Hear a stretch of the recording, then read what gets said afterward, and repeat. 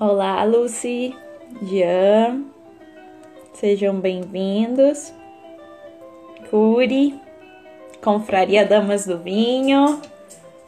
Olá, podcast, som, muito obrigada pela presença. Convidar as vinícolas, Gerson, para falar a verdade. Eu vou tentar fazer sim essa.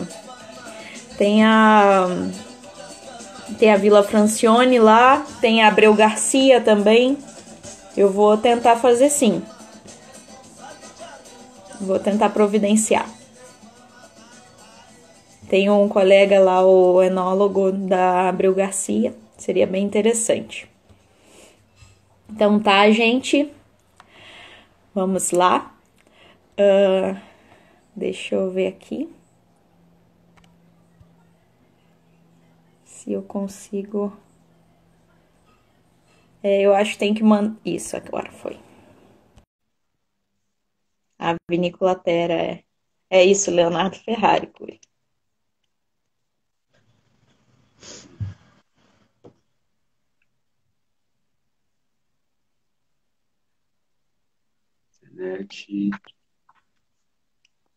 Aline, bem-vinda.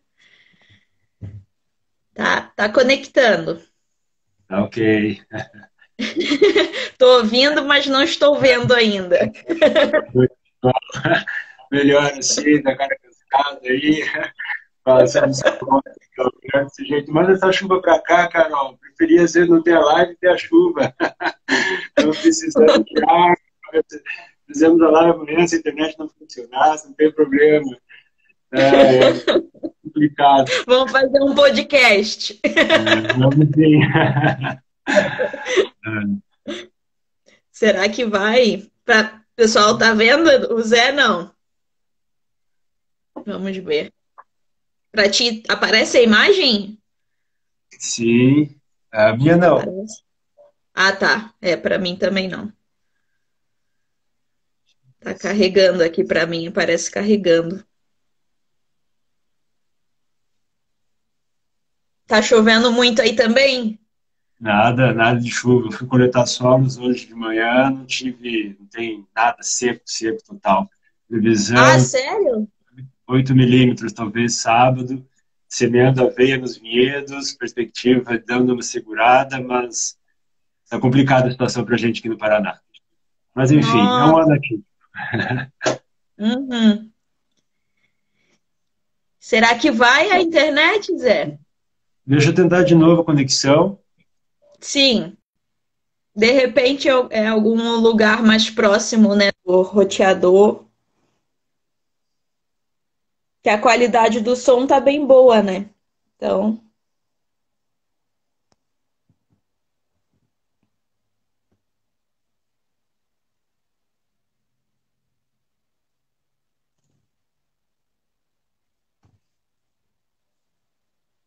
vamos ver.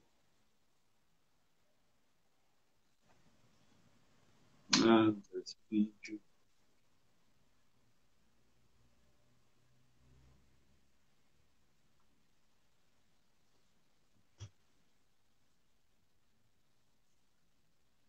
A internet aqui tá boa. Toma um vinho que melhora. A Vila Brando falou.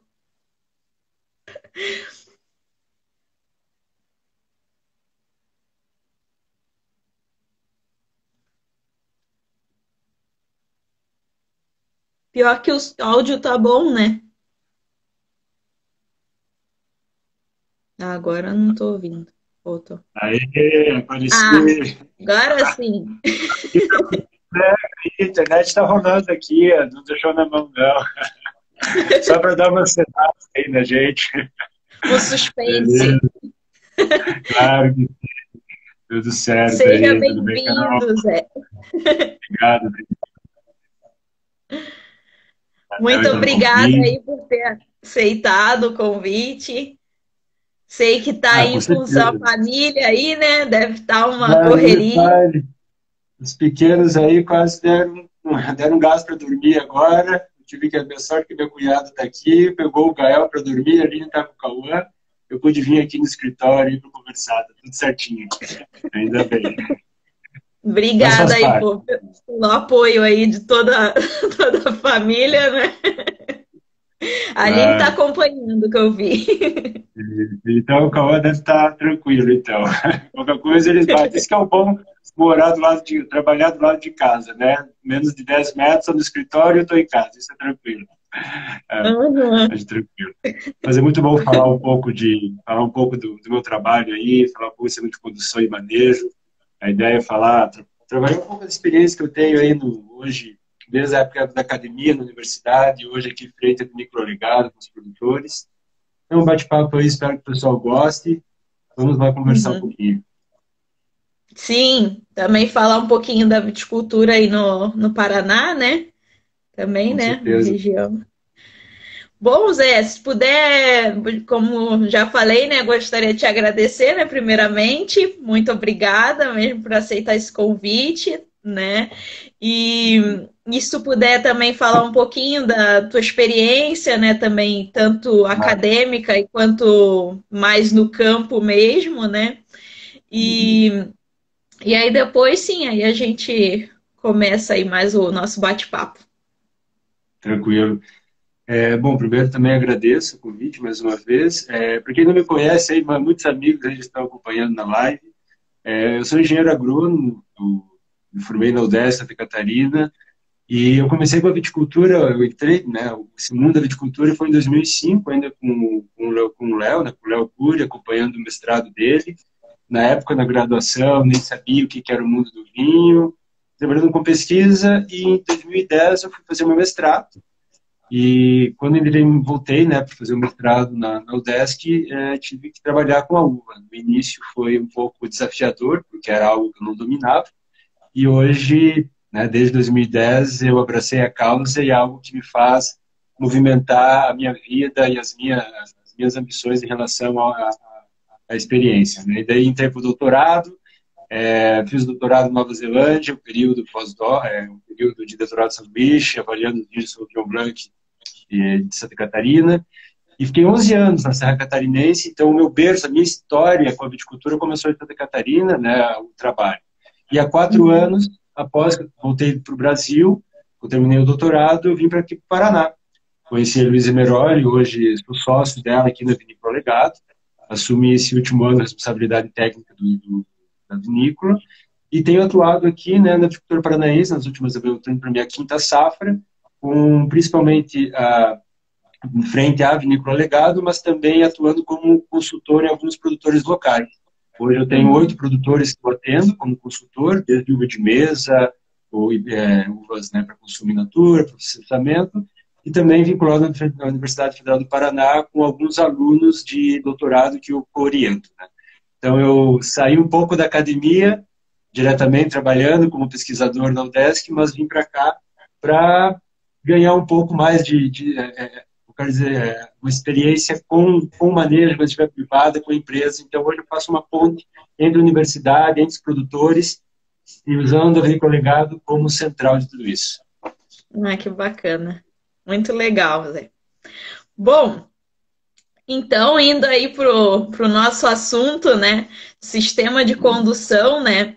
Eu queria que tu falasse inicialmente, não sei se todo mundo aqui que está na live, eu sei que muita gente aqui, pelo que eu vi, né? O pessoal que eu conheço, muita gente é da área, né? Mas pode ser que tenha uma outra pessoa que seja mais leiga. Então, se tu puder falar a diferença, por exemplo, de um sistema de sustentação e de condução, só para a gente começar assim a situar, né? Bom, primeiro, o sistema de condução foi o tema da minha tese, né? Então, eu trabalhei 4, 5 anos com esse tema, um tema que eu gosto muito. E eu, particularmente, gosto apenas do sistema de condução. Então, o que é o sistema de condução? Nada mais é do que o manejo espacial que a gente dá para uma planta de videira. Basicamente, como que ela vai estar à disposição das folhas. Seja ela no sistema latada, pérgola, caramanchão, que é no plano horizontal, seja no sistema espaldeira tradicional para uvas para vinhos, né, com o sistema vertical, ou sistemas alternativos. Então, vocês imaginam uma planta de videira, como que ela está e onde ela está tutorada. Então, a planta de videira é uma planta que necessita de um suporte para crescimento, né? Ela precisa crescer com alguma Apoiar? sustentação apoiada, e aí isso envolve, então, os arames, os palanques, né, que propriamente é o termo sustentação da videira, e a condução é a maneira que nós disponibilizamos esse dossel, essas folhas, né, no vinhedo em si. Basicamente é isso. É uma maneira muito importante da gente ter ideia que o sistema de condução ele envolve também o sistema de sustentação, que são os arames, os palanques, basicamente, o formato, e a poda como a manutenção dessa forma. Então, o pessoal fica, sistema de condução e poda. Então, o sistema de condução é a maneira espacial e a poda é como nós vamos manejar essa planta e manter o formato que nós escolhemos na hora de plantar o vinhedo. Eu acho que mais ou menos isso, né? Simplificadamente, obviamente.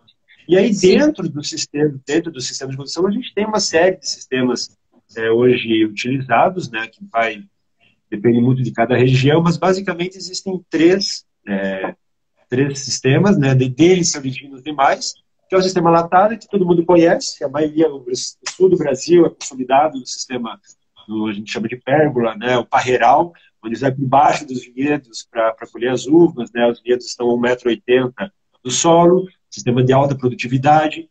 Aí nós temos o sistema espaldeira, que é o sistema em filas verticais, sistemas de alta extensão, colheita mecânica, e o sistema Y manjedoura, né, que muitas vezes está relacionado também à cobertura plástica, sistema mais ou menos nesse formato assim, reticular, oblíquo, 45 graus.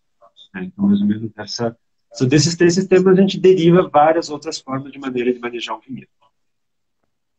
Tá. Temos uma pergunta já, não sei se pode ser a gente ir encaixando assim. Com certeza. Claro, vamos assistir a live, porque se tem um roteirinho aqui, vamos conversando, é bom tirar dúvidas e a gente vai conversando melhor. Sim. Bom, Douglas perguntou, na implantação vejo todo mundo tendo espaldeira como única opção. Você não acha equívoco? Condições de solo fértil, PE vigoroso, que aqui eu não sei o PE. Enxerto. Ah, tá. Porta enxerto, tá. Vigoroso, não haveria outros sistemas mais indicados? Essa é uma pergunta bacana e é a pergunta que movimentou a minha tese em si. Porque eu vim, como comentei no início da live, eu vim de uma região não tradicional da produção de uvas finas. Essa região de São Joaquim, região catarinense, em 2002, 2000, comecei em 2006, então é uma região nova. Toda a cultura, né, todas as técnicas de manejo de vinhedo foram importadas, trazidas, até mesmo em regiões do Brasil já tradicionais e principalmente no continente europeu, né, a gente sabe que é consolidado a produção. E aí a gente tem o espaldeira como o sistema mais difundido na produção de uvas finas. E aí foi colocado como base, né, para a produção de uvas finas na região da altitude. Só que ele é um sistema, quando ele foi projetado inicialmente, ele é um sistema que ele é indicado para plantas com baixo vigor.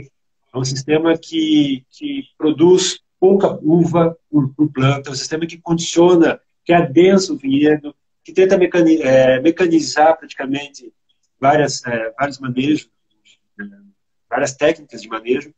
E nas nossas condições de altitude, de sul do Brasil, onde a gente tem disponibilidade hídrica, água abundante, exceto esse ano é algo fora da curva, a gente tem disponibilidade hídrica, matéria orgânica disponível, e aí quando não tem matéria orgânica, o produtor aduba. Ao mesmo tempo, nós temos um porta-enxerto vigoroso, como o Paulsen, que é o nosso camparo de guerra. Então, ele é um sistema que ele não é o mais adequado para a nossa região. Então, a gente teria, sim, como nós colocou aqui, não teria um equívoco, mas ele é muito mais desafiador manejar ele ao longo do tempo, nessas condições, do que você talvez optar por sistemas melhores, sistemas que eu trabalho com, que eu venho trabalhar com o equilíbrio da planta. Né? Então, o que eu penso assim, a gente tem alternativas, até, com base nisso, a tese hoje a gente testou o sistema Y manjedoura, um sistema alternativo ao espaldeira, para justamente tentar reduzir esse excesso de vigor da planta. A gente vê muitos vinhedos eu não tenho tanta experiência na viticultura do Rio Grande do Sul, tá? Mas eu vou falar muito da região de Santa Catarina. Nós temos excesso de vigor nos nossos vinhedos. A gente vê a planta de espaldeira com um crescimento de 2, 3 metros, um ramo no ano. Então, você vê, tá, tem muita fruta, tem muita folha, tem muito crescimento. Isso vai acarretar uma série de problemas negativos no manejo do vinhedo. Então, quando a gente comentou da live de produção, ele está atrelado diretamente ao manejo, como eu vou trabalhar com as podas, com as folhas, com os despontes ao longo da safra. Então, se eu já começo errado, o gasto energético, o gasto de mão de obra, o gasto de manter ele no formato é muito maior. Então, a gente poderia ter alternativas, né, dentro do sistema, né, alternativa ao espaldeiro.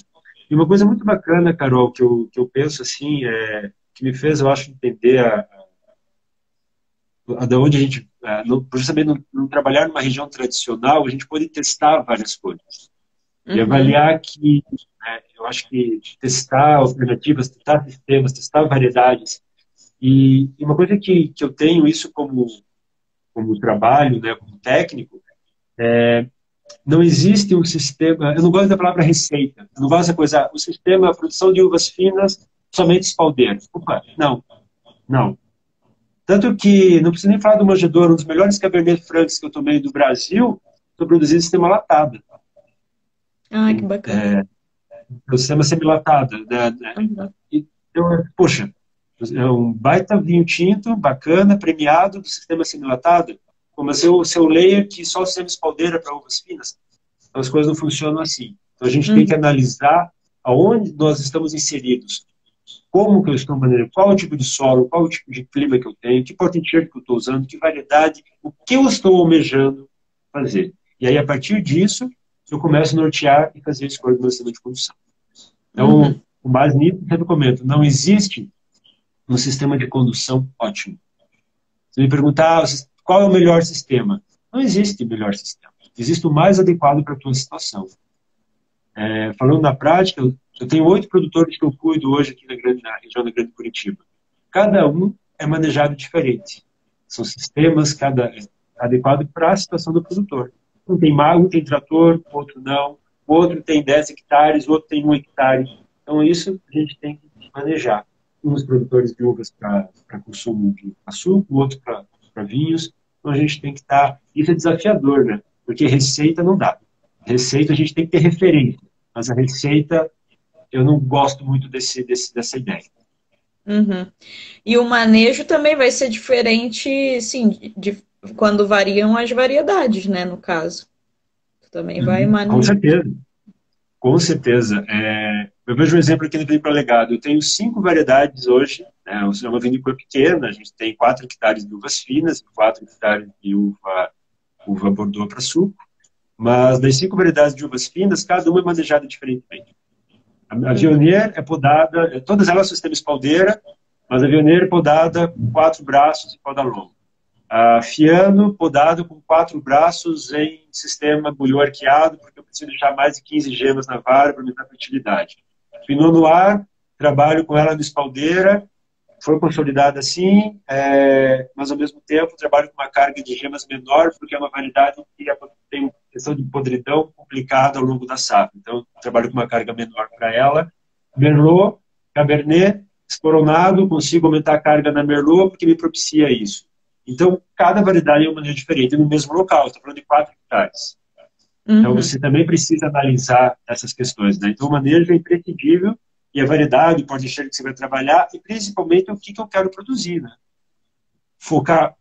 Eu tenho como meu trabalho no vinhedo trabalhar a melhor pedra bruta, para que quando eu chegue na cantina, eu apenas faça uma lapidação dessa pedra. Não preciso usar técnicas enológicas para elaborar grandes vinhos.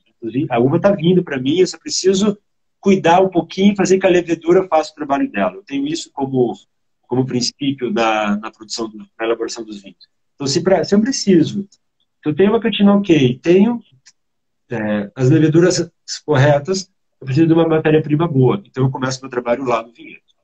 E aí eu tenho que pensar o que eu quero produzir, e aí quando eu penso se eu quero produzir um espumante ou eu quero produzir um vinho tinto de guarda, eu tenho que manejar o meu vento diferente. E o sistema de condução vai estar atrelado diferente também. Sim. Tem uma pergunta aqui do Ronei. Na espaldeira, vocês usam telas contra pássaros e vespas, que é o problema da região. No Y não fica complicado proteger as uvas? Sim, sim, porque você tem o sistema oblíquo, né? É um dificultador você conseguir colocar a tela no sistema Y, né? Isso é uma questão que ruim para o Y, mas ao mesmo tempo o próprio dossel, e quando você fecha, você tem uma dificuldade dos pássaros também entrarem no interior do vidro, porque você tem um fechamento maior entre as filas. Então isso acaba não sendo tão preocupante também.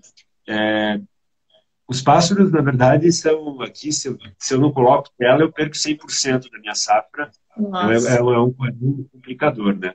Mas eu tenho que adaptar, né? Aí entra nessa questão. Só que, ao mesmo tempo, eu estou produzindo, vamos falar de números. O sistema Y, ele produz, na média, 90% a mais que se eles puderem, uma mesma variedade. Então, a gente produz quase o dobro de produção. Então, eu posso ter um pouco de alimento a mais para os pássaros aí. A gente esquece disso também. Então, uma planta produzindo 1 quilo, 2 quilos por planta... Quase que os princípios da permacultura, tu deixa uma cotazinha para os pássaros. Disso, né? A gente fica preocupado. Então, um pouco. Analisa está ocasionando dano. Né? Esse dano é tão significativo e, ao mesmo tempo, maneira de você manejar a área, faz tela ao redor do vinhedo. Não consigo colocar a tela na linha, protege ao redor do vinhedo, viabiliza, diminui a entrada, não tem alternativas, né? E geralmente os sistemas Y hoje você acaba cobrindo, né? É um facilitador para cobrir também. Então é mais uma barreira física para que pássaros cheguem. O Douglas perguntou: vejo muitos vinhedos em espaldeira com produção média de 4 a 5 toneladas e excesso de vigor. Não achas que preciso mudar o conceito de baixa produção igual a alta qualidade? Isso é uma luta, Douglas, que a gente está tentando colocar aqui na mente do Brasil há tempos, né? Não só nós, mas se a gente estuda um pouco e analisa um pouco a nossa situação, a gente importou... Da onde que saiu essas 4 toneladas por hectare? A gente tem que olhar de onde que veio. Veio da França, país que é consolidado, que tem séculos, décadas de história, que já sabe qual é o melhor manejo, qual é o meu standard de produção. Mas aí a gente vem para o Brasil. As condições totalmente diferentes. E aí você vê aquela planta crescendo. Eu tenho uma foto, né? Eu tenho 2 metros, 1,90 m, é quase dobro de tamanho, uma espaldeira. Então, então dá para produzir mais. E aí entra um conceito muito importante que eu acho que, como produtor, a gente tem que ter um foco. Depois do porta-enxergo, depois do local da variedade escolhida, é o conceito equilíbrio da planta. Né? Então, esse é um conceito que tem que estar, um conceito que tem que estar inserido no manejo do vinhedo. Então, o equilíbrio. O que é esse equilíbrio? É a capacidade produtiva. É o quanto que a minha planta pode produzir e maturar adequadamente a fundo no meu objetivo final. Então, com isso, se eu tenho uma planta com excesso de vigor, ela pode, às vezes, estar roubando nutriente para ela. Tem o trabalho até do Cury, o trabalho do meu mestrado foi assim também, com raleio de caixa. A gente pegou a planta e trabalhou com 2 toneladas por hectare.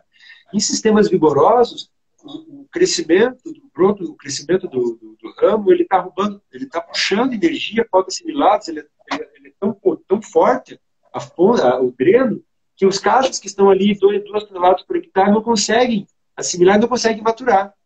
Então, em sistemas de vigor, muitas vezes, esse desbalanço, por ter excesso de vigor, você acaba tendo um problema de maturação. Aí a gente tem essa coisa consolidada, que 4 toneladas por hectare é bacana. É o melhor, a produção a gente tem que manter níveis baixos. E às vezes, se você colocar 6 ou 8 toneladas, você está ganhando qualidade. E quando eu falo qualidade, é açúcar, é maturação fenólica, tem trabalhos, não só nossos, mas trabalhos já comprovando essa questão do Brasil. Então, eu acho que não dá para trabalhar com esse standard, 4 toneladas.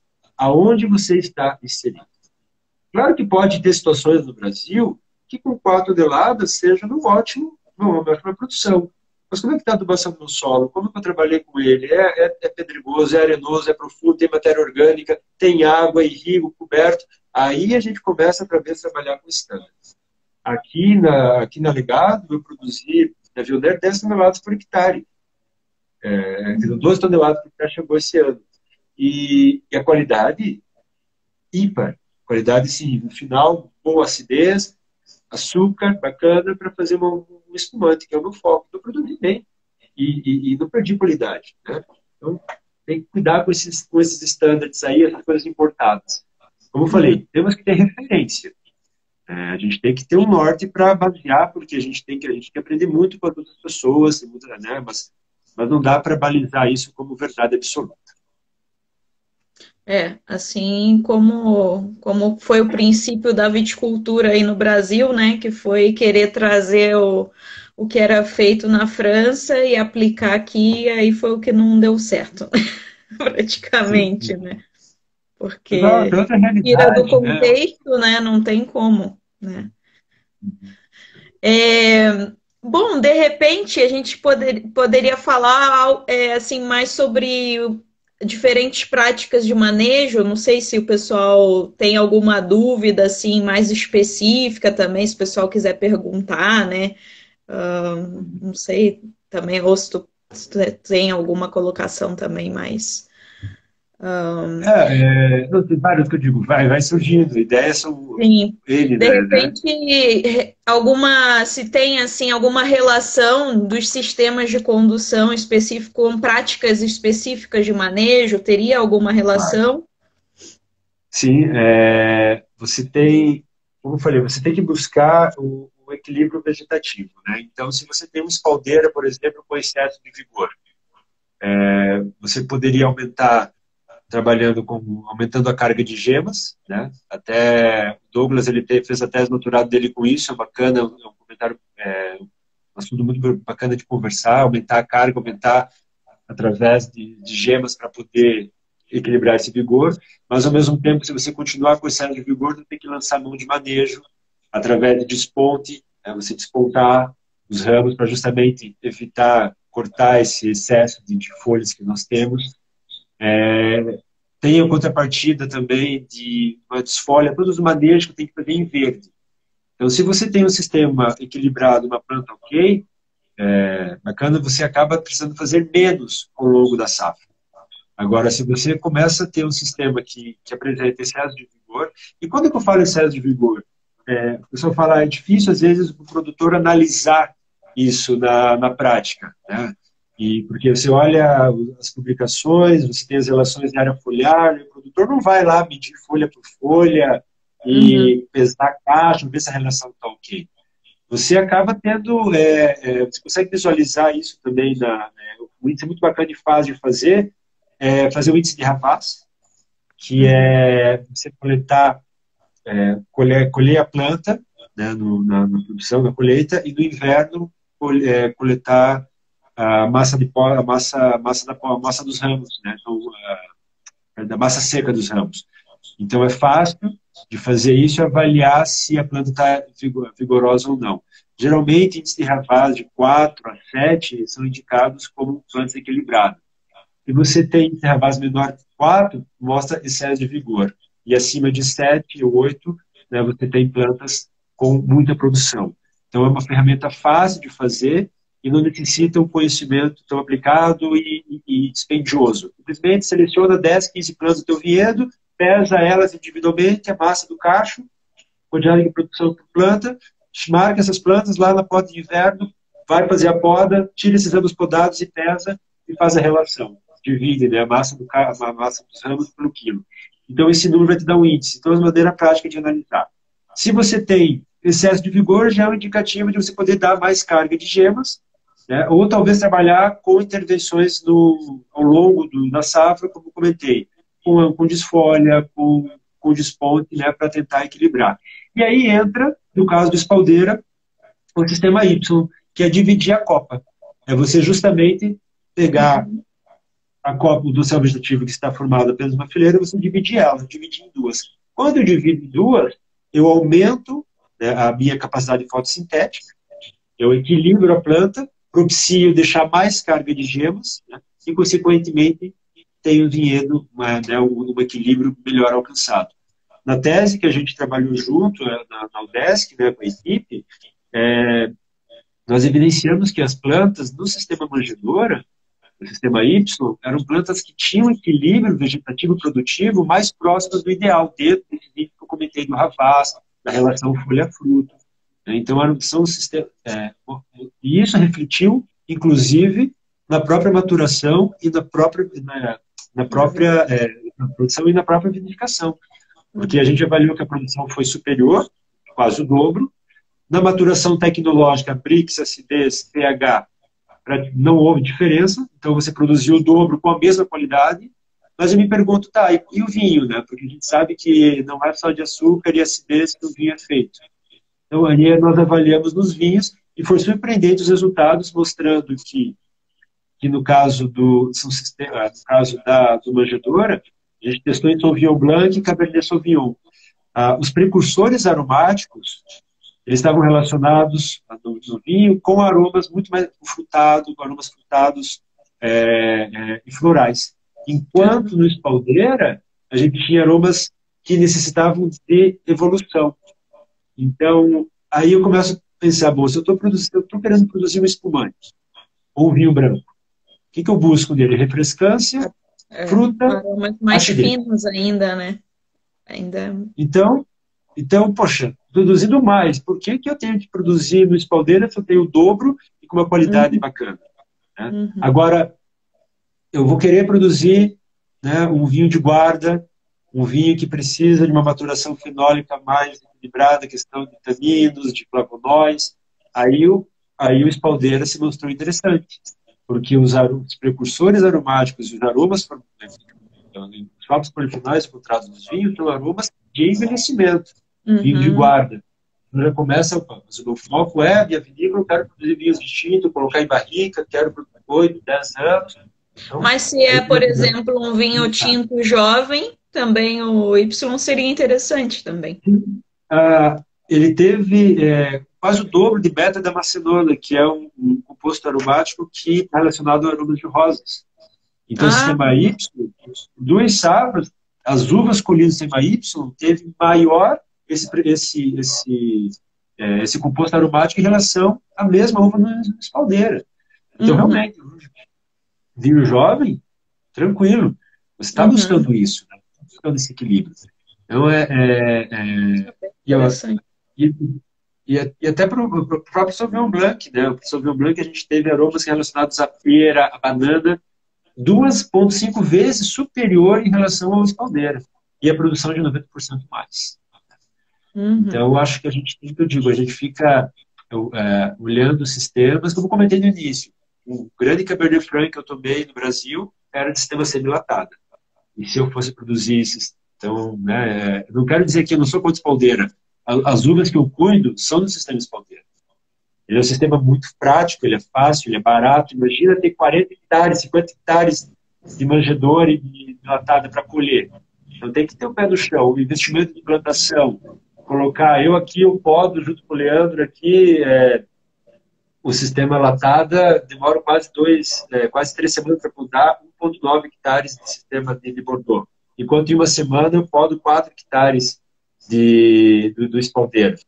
Então, tem que analisar os custos, né? Tem que analisar o que está inserido. Então, não é que estou aqui sendo contra o espaldeiro, mas analisar que ele não é o sistema para o sistema de uvas finas. O produtor tem 1 hectare, 2 hectares de uva. Vai ganhar sustento produzindo 6 toneladas por hectare, se ele pode ter um sistema que produza 12 até 15 toneladas, com uma qualidade bacana e focada no objetivo da produção. Então, esse é mais ou menos o foco que eu E quanto penso, em relação a custos, assim, já que tu pontuou, era uma pergunta que eu tinha, tá? Que aí tu aumenta essa questão de custos de produção e tal, mas aí tu disse que tu ganha mais, né, na produção em si, né, na quantidade, e tu acha que aí continua compensando o sistema Y? Eu não fiz um estudo, eu não fiz o estudo propriamente do retorno, né? O quanto não cheguei a fazer esse cálculo. Mas hoje a gente sabe que a gente gasta quase uns 5 mil reais a mais no sistema Y, no sistema espaldeira. Porque basicamente o tutoramento, os palanques, a gente vai mudar as travessas. Então, o custo ele não é tão maior. E a produção, o dobro, a partir do terceiro ano de plantio, né? A partir do quarto ano a gente já consegue dobrar a produção. Então, com certeza, ele se paga só nessa questão da produção maior. Agora, a Em mão de obra. termos depois de manejo de mão de A obra. mão de manejo. O Y espaldeira, a gente fez algumas coisas empíricas no momento da tese. Há algum tempo, a poda dele é muito semelhante, porque você, até a altura de trabalho, né? Eu estou comparando sistemas que estão quase na mesma altura de manejo de podador, né? O espaldeira com 1 metro de altura, enquanto o manjedor vai dar com 1,20 m. Então, não é tão diferente na própria colheita do manejo. Não estou comparando com o latado. O latado é muito mais dispendioso, né? Você podar praticamente com as mãos ateadas, a colheita é muito mais dispendiosa. Então, aí sim você tem um impacto muito grande. Mas no caso do manjedor e do Y, praticamente a gente fazia, algumas pessoas podavam ali em espaldeira e outros manjedores, o tempo era praticamente o mesmo. Né? Então, tem um custo, até um trabalho da Betina que a gente fez avaliando doenças, né?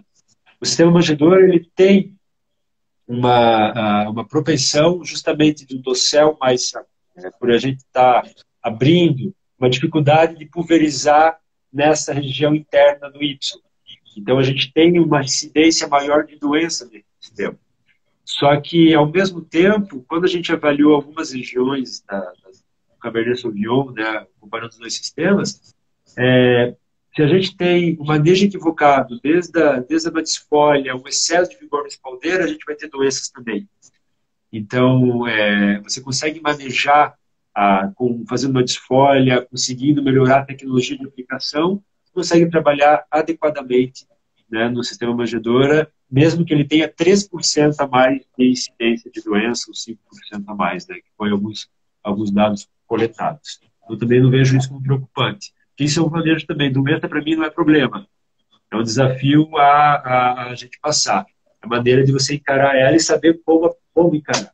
Então, não é o sistema de condução que vai funcionar isso. Na verdade, é o manejo inteiro que eu faço ao longo do safra. Se eu tiver uma espaldeira com excesso de vigor, cheio de folha, com camadas sobrepostas, é um prato cheio para o milho. E o espaldeira, um manjedor aberto, com uma boa disposição dos ramos ali, uma condição bacana e desfavorável ao desenvolvimento de doenças. Então, é questão de avaliar. Bom, vou puxar aqui algumas perguntas, então. Ok. O Cauel perguntou: é possível ter uma produção caseira em um espaço restrito de plantação como uma casa em São Paulo? Eu não sei as condições da casa, né? Que eu acho que isso qual é o seu bastante. A vidente é de luz. Então, depende, a gente precisa, né, a gente precisa de luz, é o princípio básico, precisamos de energia do sol, precisamos da folha exposta ao sol, então é possível, mas, como eu digo, quais são as condições, né? Você consegue fazer, tendo luz, tendo solo bom, tendo disponibilidade de água, a gente consegue produzir uva assim. O Antônio perguntou: Zé, que influência o manejo de dossel pode ter na composição aromática dos vinhos? Até falou um bocado aí, né? Também um pouco. Não, tremenda influência, né? Só falando de sistemas, a gente já viu impacto nos aromas, né? Aromas chaves, né? A gente detectou praticamente 20 compostos aromáticos, né, influenciando o aroma, o perfil, né, da Sauvignon Blanc e da Cabernet Sauvignon. Só comparando os sistemas. E praticamente 6 a 7 compostos diferentes em relação à quantidade entre um e outro. Então, tu imagina se você faz uma própria desfolha, um desponte, né, você tem essa influência notória, porque tudo que você está trabalhando com metabolismo secundário, com relação fonte-dreno, e você vai estar trabalhando com os precursores aromáticos, né? E aí você vai estar afetando diretamente a qualidade do vinho. Agora, essa é uma coisa que a gente, no Brasil, a gente pesquisa pouco, né? A gente gostaria de ter essas análises caras de serem feitas, difíceis, né? Eu tenho alunos de doutorado aqui tentando fazer análise, não consegue laboratório, não consegue reagente. Para nós aqui foi desafiador conseguir fazer essas análises em parceria com outras instituições. Então, E para mim, hoje, como agrônomo, como enólogo, né, como cuidando de uva e elaborando vinho, eu vejo que essa questão dos precursores aromáticos são muito mais importantes do que propriamente a fermentação em si. Como que a uva chega, né? Que alimento eu dou para as leveduras? E aí, com isso, meu manejo está influenciado. Aí, entra, Uhum. aí a conversa mais uma live só para a gente discutir isso. O Thiago perguntou, sempre me confundo, o Ravaz é Ravaz que fala? O índice. Isso, É é feito isso. com a poda do ano seguinte? Isso, você colheu agora, vamos falar desse ano, colhemos em fevereiro, né? Fevereiro, março, aí fizemos a colheita, e aí a poda desse ano, agora de julho, é feito a análise. A poda, na verdade, é o crescimento do ano, É mas a é a do poda para o ano ano, não é a seguinte. do ano seguinte. Isso, né? Você colheu, Sim, é a mesma isso é planta a e o ano colheita, seguinte. né? Mas é, sim, Isso mesmo, no ano seguinte. isso. Munhoz. Zé, apesar de ser trabalhado durante anos em Montpellier e mostrar inúmeras vantagens, o sistema Y nunca decolou na França, pela dificuldade de mecanização. Na Nova Zelândia, como está o Y? Boa, Milas. Essa questão, para mim, mecanização é uma espaldeira. Não temos máquinas para o Y, né? A gente eu não conheci máquinas para trabalhar com mecanização Y. Então, o espaldeira realmente ele se torna o sistema mais difundido porque ele é altamente mecanizável. Pô, 70% do meu custo operacional é mão de obra. E eu coloco um sistema que eu vou poder mecanizar, então ele é complicado mesmo. Então, para grandes áreas, eu mesmo, vamos espaldeira, aumentar a carga através da poda, aumentar a vara de produção, outros sistemas alternativos ali, mas dentro de espaldeira. Então, eu coloco colheita mecânica, poda mecanizada, e aí decola. E na Nova Zelândia, eu praticamente, um pouco da Ilha Sul, eu não vi outro sistema no ser espaldeira lá, né, nas vinícolas. Mas eram áreas, eram 100 hectares, 200 hectares, colheita mecânica por tudo que é lado, 90% da colheita mecanizada. Então, a espaldeira é o sistema e ele é mais adequado para aquela situação. Então, eu acho que por isso que ele não decolou. No Brasil, ele também não é para decolar ao ponto, mas ele pode decolar em situações de pequena produção, em 5 hectares, em 2 hectares, quando eu não tenho como mecanizar, mas eu tenho como aumentar a produção, mais ou menos nessa linha. Eu não sei Uhum, se sim. O Ronei perguntou: você tem algum estudo com dupla espaldeira? Que é uma pesquisa do Lapar para uvas de mesa. dupla espaldeira. Eu acho que é Agora, aquela dois andares, eu acho. Acho que a gente chegou a ver com o Cury. Isso aí. eu não. Tecnicamente, nunca trabalhei com sistemas desse nível, de dois patamares. O que eu faço aqui, e eu trouxe isso quando eu tive da Nova Zelândia, eu trabalho com a poda em Bouillon, com 4 varas de produção no Chardonnay e no Sauvignon Blanc. Então, eu trabalho no espaldeira, mas eu faço uma vara embaixo do primeiro arame e 10 centímetros acima uma segunda vara. Então, eu tenho uma camada sobrepostas, né, desse tamanho com 2 varas de cada lado. 4 né? Então, isso eu consigo trabalhar, isso eu faço no vioneiro aqui também. Então, eu consigo ter uma certa... É mais fácil de manejar e eu tenho uma certa amplitude, né, como uma diferença de altura que é mais fácil até de manejar, de fazer, de colher. No caso aí, você tem quase... Agora que você falou, me lembrei de algumas fotos, mas de sistemas mais altos, né? Eu, particularmente, nunca não trabalhei com ele. Trabalhei com o GDC em Lages, Santa Catarina, onde a gente divide o cordão, né, em 2 lados laterais, patentando colheita mecânica, que sistemas altos e o espaldeira, os braços, os galhos do céu virado para baixo. Né? Então, algumas alternativas nesse aspecto. Mas Uhum. fico devendo isso para o rodeio, porque não, experiência não tive, não.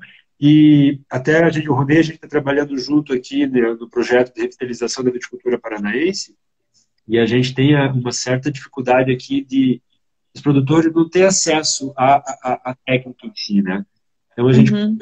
hoje tem implantado vinhedos em sistema semilatada, para uva Bordeaux, para uva Niágara, pensando em produção, e para uvas finas, em vinhedos novos, estou tentando trabalhar com o manjedor assim, porque eu também tenho uma opção de cobrir, né? De fazer a Uhum. cobertura, a proteção anti-granizo ou cobertura plástica também. Né, os dois vinhedos novos que eu vou estar implantando esses próximos meses, a minha indicação é o sistema Y, porque estamos falando de 1.000 plantas e o outro 2 hectares. Ah, bacana. Tentar trazer um pouco da tese, né? Mostrar que funciona, porque é frustrante você trabalhar 5 anos e não conseguir colocar ela na prática, né? O Tony Rovalo perguntou: eu vi na Argentina uma técnica que nunca havia visto antes. Uma superoxigenação durante a fermentação fenólica através de uma cascata em estrutura de inox. Não vi aqui ainda. Tu conhece? Deixando fazendo uma oxigenação do mosto, permitindo, isso. Acho que é, mas eu não sei. Porque na verdade a gente também, isso é outra, quando eu comecei, agora a enologia para mim está sendo um desafio, né? Porque e eu sempre Ah, também, que no início, a ele oxigênio é continuou. inimigo mortal do vinho. E não, isso é outra coisa também que não, o oxigênio não pode. O que é isso? O oxigênio ajuda a quebrar moléculas grandes. Então, se Aham. você permite uma oxigenação do mosto antes que a levedura entre, eu tenho quebra de ácidos graxos. Quebra de ácidos graxos são moléculas menores para as leveduras se alimentarem. Então, o oxigênio não é benéfico. A gente faz remontagem para quê? Se não é uma oxigenação. Sim. Mas a questão da técnica da cascata, eu faço delestagem. Abro o tanque, deixo o oxigênio trabalhar. E entrar porque eu preciso quebrar a molécula, melhorar a questão de quebra de taninos, enfim. Né? Então, isso é uma técnica utilizada, mas a questão da cascata, não, nunca vi também. Ele até fez um outro comentário na sequência, eu não tinha visto, ele botou, achei interessante, pois muitos mantêm o vinho praticamente lacrado durante a demolição e eles fazem oxigenação em queda 3 vezes por dia, acho que durante 6 dias, acho que ele disse isso. Seria a remontagem, né? Não? Uma delestagem de circuito A aberto, né? delestagem, é. Uhum. Ahn, o Munhoz disse: vi alguma coisa de Y na Austrália, mas em área limitada também. Uhum. Ah, não sei se é Camila, Camina, não sei, deve ser. Ela disse que a Leone de Venezia tem plantas de espaldeira dupla. Ok, fazendo essa dupla altura. Aqui em Campo Largo, eles trabalham tradicional, historicamente, com esse sistema, mas geralmente são vinhedos antigos, né? Então, nunca, não sei como é que é isso na prática aí, como é que vai ser essa altura. Não me preocupa, a minha própria preocupação é em relação ao próprio tratamento fitossanitário, porque eu vou ter dupla camada de cachos. E aí, como que eu vou tentar manejar a minha pulverização, principalmente para tratamento de doenças de cacho, com essa disparidade, né, de altura. Então, o dificultador, eu vou estar gastando mais calda, enfim, né. Eu, na prática, eu gosto de trabalhar quando eu tenho os cachos melhores posicionados na mesma região, para justamente diminuir agrotóxico, né, e, consequentemente, melhorar a minha eficiência de aplicação. Então, eu fico. É algo que eu teria que experimentar e testar para avaliar, mas essa é a minha única preocupação até se ela puder responder, porque como é que é a pulverização disso, né? Porque isso é uma coisa que Uhum. também, entrando nessa linha, a gente tem a tecnologia de aplicação, a gente faz sistemas, mas a tecnologia de aplicação de agroquímicos, para mim, é algo que norteia, e foi um desafio quando eu vim para Legado dominar, porque na universidade a gente não aprende, a gente não é que não aprende, mas é incipiente esse trabalho, e aí você vê o desperdício e o grupo de cauda errôneos, produtos aplicados justamente por não saber onde focar, né, o princípio ativo, né?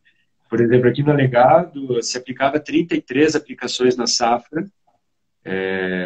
Isso é realidade brasileira, não é só daqui. No primeiro ano, para 28, no segundo para 18 e no terceiro ano para 13 aplicações. Nossa. E esse ano, eu fiz 9 aplicações. E a produtividade, 18 toneladas todos os anos. Então, saber como aplicar. Né? E por que eu consigo também essa redução de agroquímicos? Principalmente com manejo. Trabalhando com carga de gema, trabalhando com abertura do dossel, trabalhando com desfolha, trabalhando com desponte, avaliando onde está a doença, olhando a doença e não ficando com o cabelo em pé. Né? Opa, tem milde, beleza, mas é um de se 50 desesperando, né? Não tem que usar Sim, um pouco não mais de querer exterminar, né? Lidando com a doença, como tu falou, né? Exatamente. É um Exatamente. controle integrado, né? Não aquilo de querer exterminar. Exatamente, né? Conviva com ela. Sim, a Flavinha complementou ali, acho que deve ser isso mesmo, a hiperoxigenação, né? Deve ser hiperoxigenação. O Ronei perguntou como que é esse sistema de semilatada. É um sistema latada, latada descontínua, praticamente um sistema T. Então, a gente tem a mesma estrutura do latada, mas ao invés de nós fecharmos a cortina, né, fecharmos as linhas, o dossel vegetativo, deixamos as plantas se encontrarem, nós realizamos um desponte, permitindo com isso uma entrada de luz e melhorando a eficiência, né, do sistema em si. O sistema latado tem uma tendência a dominar, fazer um dossel muito fechado, fazer várias camadas de folhas. Então, no sistema latado eu consigo fazer essa abertura do dossel, permitindo melhor insolação e, consequentemente, melhorando o equilíbrio da planta através do desponte. Então, basicamente, o sistema T. Temos estrutura aqui. Foi o Ronei que fez a pergunta? Foi, né? Isso. É um sistema que nós utilizamos aqui no Legado. Então, são sistemas... a sustentação dele é o latada, mas a maneira de conduzir e de podar ele é o semilatado, ou você pode fazer também linhas separadas e até cobrir ele, fazer cobertura plástica também. Mas, basicamente, ele é uma alternativa do latada fechadão, né? Que você propicia aquele sombreamento terrível aí para, né, nos cachos que é meio tradicional, né? Você não vê luz no interior do dossel. E, poxa, se não tem luz no dossel, não tem maturação fenólica, não tem uma atividade de maturar os cachos. Então, eu hoje uso o semilatado como alternativa mais significada e conseguindo produções altas, dentro de um manejo adequado, né? Dentro de uma animação, de trabalho a longo prazo. O Antônio perguntou, no caso dos vinhos Sauvignon Blanc da Nova Zelândia, os produtores realizam a execução de distintos manejos para caracterizar vinhos com distintos aromas? Não sei se eu li direito. Consigo perguntar? Tá, não, na verdade, assim, a minha experiência pontual lá foram em 4 vinícolas, né, e todas elas seguiam basicamente o mesmo protocolo. Espaldeira, colhei manejo com 4 varas de produção, boa carga de gemas, 12, 15 toneladas por hectare, né, de Sauvignon Blanc, e colheita mecanizada. O que a diferença que eles fazem lá é que na hora que você chega com o caminhão para fazer a prensagem, eles dividem o mosto, né, porque eu estou falando de muita quantidade de uva, dividem em 4 frações praticamente. Alta prensagem é vinho flor, né, que a gente conhece aqui, de baixa prensagem, média, né, e até alta prensagem. Então, a gente tem 4 níveis e aí eles distinguem isso nos tanques de fermentação, nos trabalhos de clarificação e aí vinificação diferentes. E aí, no final, fazem cortes. Basicamente, eles trabalham com... isso foi uma coisa que eu aprendi lá, né? Geralmente, a gente trabalhava aqui, eu aprendi praticamente, divide, né? Em vinho de prensa e vinho flor. Então, eles têm isso, não, dividem em 4. E aí, eles trabalham com diferentes clarificantes e aí, depois, no final, eles fazem os blends e aí tem o Sauvignon Blanc que vai para a China, o Sauvignon Blanc que vai para a África do Sul, o Sauvignon Blanc que vai para a Inglaterra e o Sauvignon Blanc que vai para o Brasil. E uma coisa muito bacana da Nova Zelândia, que eles sabem que o Sauvignon Blanc dele é riquíssimo em aromas, mas os aromas presentes no Sauvignon Blanc neozelandês são aromas, pelo menos tióis, são aromas instáveis, em 2 anos eles somem da garrafa, eles Uhum. desaparecem. Então, eles têm todo o mercado pensado em escoar a produção com um ano. Eu não encontro mais, estou em 2020, eu não encontro mais, eu vou no mercado da Nova Zelândia, eu não encontro mais Sauvignon Blanc em 2019, porque já saiu. Então, eles têm isso muito bem trabalhado, né? O mercado do vinho, para onde vai, são especialistas nisso, né? Para nós aqui chega 2017, 2018, né? No Brasil, mas os mercados deles tradicionais vinhos de um ano. Então, o manejo deles, para o Sauvignon Blanc, é vinho jovem, 1 ano, 2 anos para serem tomados. Já tomei Sauvignon Blanc na Nova Zelândia, 4, 6 anos, interessantes, diferentes, mas não característico ao Sauvignon Blanc que nós conhecemos. Maracujazão, né, típico de lá como referência. E foi muito bacana, já que a gente entrou nessa questão, o Sauvignon Blanc nosso, né, do Brasil, que parte do meu doutorado foi justamente para entender, porque eu vim de uma região onde que a Sauvignon Blanc se tornou a variedade emblemática, variedade branca, né, pela qualidade dos vinhos, safra